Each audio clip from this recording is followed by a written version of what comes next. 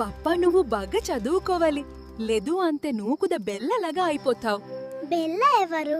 అనగనగా ఒక రోజు బెల్ల అనే బడకస్తురలిన ఒక సితకోక చిలుక మరియు బాధ్యత గల బజీ అనే తెనతిగా ఉండేవి.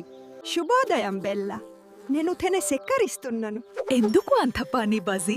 నేను అయితే చాలా సంతోషంగా ఆదుకుంటున్నాను. నేను వర్షాకాలం కోసం సిద్ధమవుతున్నాను బెల్ల. అది చాలా దూరం. ఇప్పుడు ఎంజాయ్ చెయ్యాలి.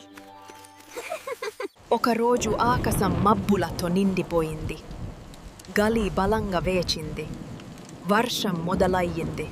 అయ్యో, నేను ఎక్కడికి వెళ్ళాలి? నాకు చాలా చల్లగా ఉంది. బెల్లా, నా వెంటనే రా. నేను నిన్ను కాపాడుతాను. ధన్యవాదాలు బజీ, నేను తప్పు చేశాను. పర్వాలేదు బెల్లా.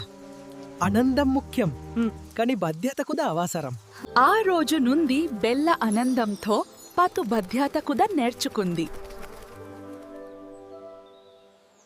కాబట్టి పప్ప, నువ్వు బాగా చదువుకొని బాధ్యతగా ఉండాలి. అలాగే నే పనులు నువ్వు సరిగా చేసుకోవాలి.